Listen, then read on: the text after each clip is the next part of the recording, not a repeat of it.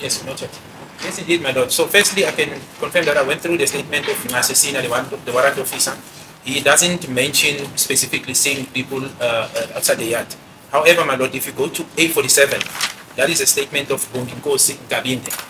And if you go to paragraph 5, I'll just read the relevant portion, my lord, because the statement was disclosed. Paragraph 5 reads as follows. Myself and my body then left the spaza shop to go home. As we passed Kelly's mother's house, we saw two unknown black males standing in the dark in front of Kelly's mother's house. One of the two men was standing and talking on the phone. One of the two men was sitting down, and he had a brown jacket with white horizontal lines on the chest. The other part might not describe other things. Yes, madam. That's the closest statement that I can find insofar as people that were in the house. And the court will recall that insofar as what the investigation revealed, there were two spotters. Our investigation were able to reveal that accused 1 was outside as well as accused 4. This is prior to now this assertion that he then went in when accused 2 was running out, my lord. Brigadier Gininda could have done a better job with his response, okay? He had the whole short break to go and look for the statement that puts accused number 4 as a spotter outside the Kelly Nxumalo house, okay? Or somebody who saw Mzansi inside, standing there by the window, per Bongani Ntanzi's confession. But he comes back with this lame statement from Nkosi Nkabinde. And I already have a problem with this. Okay, so we left the Spaza house. Which Spaza house? So there was another Spaza house because the Kelly Nxumalo house is the Spaza house. But you know what? Asikolapo, we keep moving. And then the Nkosi says, we saw two unknown black males standing. And in the same sentence, ladies and gentlemen, says one was talking on the phone and one was sitting down. So wait a minute. Is that an extra person who was sitting down, or there were two? So if there were two, how can you start your sentence by saying they were standing? And then when you're now talking about what they were doing, one was on the phone and one was sitting down. Already that's garbage, okay? Throw out the statement. It is invalid just on English alone, okay? And yeah, and then he goes on to say he had a brown jacket with white horizontal lines on the front. I'm trying to imagine what kind of a jacket this is. Is it a brown jacket and then it was open and inside the t-shirt had the white horizontal lines? Or it was a brown jacket with horizontal lines? Guys, the fashion is not making sense to me. Can you guys picture this jacket? Let me know in the comment section down below. But let me not hold you. Let's hear what Nxumalo responds with. Does that statement say where these people were in relation to the house? Yes, it says outside. In front, outside. Where exactly? No, my lord, it doesn't. What I read, that's why I read it verbatim. Yes. That's what it says. It simply says Kelly's mother's house. So those people were unidentified? No, my lord, the deponent says... Can I finish? Yes, they are unknown. That's a question. Yeah, but can I have the indulgence of just finishing? Okay, just finish. So that we don't speak, on top of each other. That's fine. The statement indicates, my lord, that the suspects that the deponent saw were unknown to him. And yes, if it goes further, and that's why he was surprised, because it's not people that he knows to be local residents. So they were unknown, it's not people that he knows, my lord. So does that statement say that when this person now identify or see these people who were standing outside, one smoking, the other one in his honchos, the incident was happening inside the house? Does he say that? I beg your pardon, sorry, my lord, I didn't understand the question. Does he say that when he observed these two persons, the incident was happening inside the house? Does this person whom you have just read his statement mention that when he saw these two people, the incident was happening inside the house? Do you understand I'm not sure whether I should read then the entire statement, because this deponent places these people in the house, and this is before the incident happened. Because then he indicates that after seeing these people, then he narrates what happened afterwards, and that's when he learned that there was a shooting incident and SENZO was then shot. So, but prior to the shooting, so the placement of these people, according to the statement, is before the incident took place, my lord. I'm interested in this, Brigadier, because the two witnesses, Dumelo Madlala and Twala, Mthokozisi Twala, they are saying at some point they went outside, Dumelo went outside for a smoke. Yeah, my lord, I think before that the incident. I'm not sure how should I assist with that method. But I think we have taken it too far. I was asking the question, Brigadier, as to at the stage when this incident is happening inside the house, is there a witness who says that he observes an unknown person, one person, standing outside the house on guard? That's a question I'm asking to you.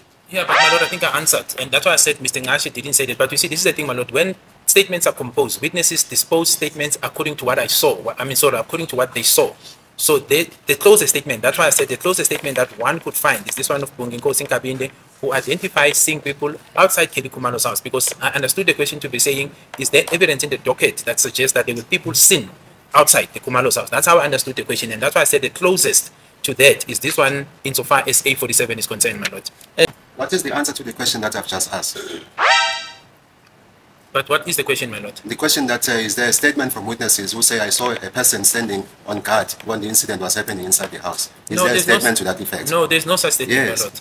You also stated, Brigadier, that there is no statement from the witnesses to the effect that when the two alleged intruders had left, there was another person who entered the house. Do you confirm that? There is no statement, my lord, of a witness who says that. Okay, I think Nxumalo cracked the code. I think Nxumalo cracked the code of how to get Gininda to answer in less than 5 words. I mean, ask a simple question. It forces Gininda to give you a simple answer, and ask a question that is based on fact. Don't give him theories, because if you give him theories, you give him leeway to be creative and give us a sermon. Nxumalo asked him, is there a statement that says they saw a person go into the house after the 2 intruders had left? And Gininda says, there is no statement of a witness who says that. And let me count how many words that is. 1, 2, 3, 4, 5, 6, 7, 8, 9, 10. I can't believe it. It's one sentence from the decorated Brigadier Gininda. Anything is possible, guys. You just need to be able to conquer. Well done, Nxumalo. You did it. Oh my goodness. Incredible. I am shocked. But, you know, I could be celebrating too early. You know, Gininda might wake up and come back with a new strategy. He might have figured out how to continue his addendums, as Umnisi called them. Did anybody hear the pain in Brigadier Gininda's voice when he answered this question? Did anybody hear that there was no confidence, no arrogance, stripped of any characteristics or charisma? The Brigadier Gininda is on life support, ladies and gentlemen. You also confirmed, Brigadier, that my client, Mr. Mapisa, was not identified either by the witnesses inside the house or by the neighbors at all material times when this incident was taking place. Do you confirm that? Yeah, my lord. Well, yes, I can confirm that. Yes. But that question needs to be explored further, my lord. None of the accused, not only Mr. Mapisa, none of them from 1 to 4 was was identified by the neighbors or by people who were inside the house, specifically during the course of my investigation. None. It is evidence that was collected, my lord, that connects accused number 4 to this matter. Let us put aside, Brigadier, the 2 confession statements, the one on the 19th and the one on the 24th of June 2020. Is there evidence, when you put aside the 2 confession statements, to the effect that accused number 4, Mr. Mapisa, was present at the scene at 13511 Kutwaneng Street when this offense was committed? Yes, so if you have to look at other evidence that was obtained that implicates accused number 4, my lord, the latest, I'll start the latest and go backwards, is Constable Zungu. That's the first one. Brigadier, I'm sorry to interrupt you, but I'm going to request you, Brigadier, to refer to the evidence of persons or witnesses who have already testified before court. In this court, now, is there evidence on record? No, but my lord, I was not sitting in court. I mean, on record, Brigadier. I'm sorry that I had to interrupt you. My question, so that you understand it very well. Is there evidence on record since the inception of this trial, placing the accused, that is accused number 4, at the crime scene where this incident occurred? Is there evidence to that effect? My lord, I didn't sit through the proceedings, so I will not be able to explain the evidence that was led by experts and the witnesses that came to testify, so that will be difficult. I can only refer to what I wanted to refer to insofar as the evidence that link accused number 4 in the commission of this offense. Okay. On record, Brigadier, we do have the evidence. I'm still going to come to that evidence, the evidence of Zungu. Is there any other evidence on record which places accused number 4, Mr. Mapisa, at the crime scene? My lord, as I've said, the difficulty that I'm having is that I was not sitting in court. Even Zungu, I know insofar as that he gave evidence, but if then I'm being asked specifically what he said, it will be difficult because I didn't go through his evidence I was not in court. I can only refer to the evidence that I've collected, which links accused number 4 in the commission of this offense, my lord. Is it also correct that from the evidence of Ms. Makete, he couldn't physically identify and place accused number 4 at the crime scene? He just saw 3 male persons running away from the crime scene. Do you confirm that? Is it Miss? Mokete. Mokete. Oh, Yes. Mtabiseng. Mokete.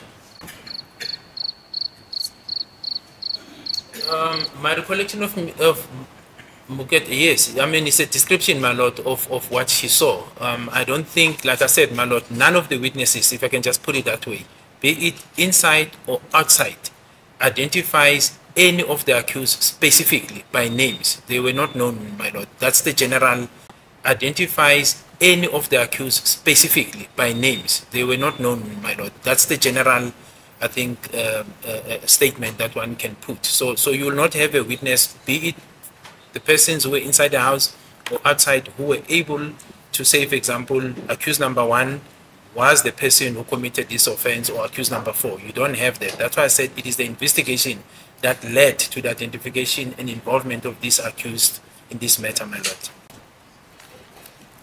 Brigadier also testified that the planning of this incident took place at the hostel, Basotweni Hostel. Do you confirm that? I do confirm that, my lord. This is still very, very amazing to me. Very, very, very amazing to me. Did Nxumalo just ask a simple question and Gininda said, I do? Nxumalo just asked, do you also confirm, you also testified that the planning of this incident took place at the Basotweni hostel. Do you confirm that? And Brigadier Gininda said, I do. And then a full stop, not a comma, a whole full stop, not an exclamation mark. No, he didn't say yes in so far in as, yes, I do confirm that in so far in as the Basotweni hostel where they had the party and then Zungu said, he didn't go into the whole story. He just said, I do. Why, when he was cross-examined by Umnisi and Ramasipili, was he always over-explaining everything? But with Nxumalo, the silent assassin, it's, yes, I do confirm that. What? Who is this? What is going on? What hold does Nxumalo, Advocate Nxumalo, have on the decorated Brigadier Gininda? This is hilarious, guys. Am I the only one who's noticing this? Let me know if you notice it in the comment section as well down below. Where did you get this information, other than the confession statement of accused number 2, the ones that he made on the 19th and the 24th of June 2020? Where do you get this information that the planning took place at the hostel, Basotweni hostel? But my lord, that assertion comes exactly after the confession of accused 2 kicked in. So you can't distance the confessions from the utterances, because it is the confessions of accused 2 in particular that indicates what happened in the hostel. Then subsequent to that, you then get corroborating statements of Sifiso Zungu and other people that were interviewed, Piwe Buthelezi, Makosonke. But it kicks in from there, because prior to that, there was no such assertion that there was a planning at the hostel. We didn't know that there was a planning at the hostel until the confessions of accused number 2 came into existence, my lord. Yes. So in essence, my lord, what I'm saying, prior to the existence of the confession statement, in particular of accused number 2, there were no attributions by me as the investigating officer that there was a planning that took place at the hostel, because we didn't know, my lord. Other than the confession statement of accused number 2, I'm not going to go to the contents of the statement regarding the planning as to who did what. But other than the 2 confession statements, is there a statement from the witness who said, I was there, I heard what happened or what was discussed during the planning? Is there a statement to that effect? My lord, what you have is a statement, for example, of Sifiso Zungu Kwabeni, who places the accused in the hostel. You then have the statement of Constable Zungu, who places them there and having discussions. You then have the statement of Simpiwe Buthelezi, who indicates specifically what accused 4 and accused 3 told him about their involvement in this matter. So you need to take this collectively, because Simpiwe Buthelezi, if you take his statement indicates the involvement of accused because he was interacting with them, in particular accused number 4 and 3, insofar as this matter is concerned. And then what then he was told. But then you also then have these witnesses who then places the accused together at the hostels, my lord. So the contents as to whether you have an eardropper, someone who said, I witnessed this thing directly, my lord, we don't have. What we have is someone who places them together prior to the incident, leaving, coming out, and subsequently them learning that this offense was then committed and the accused were involved, my lord.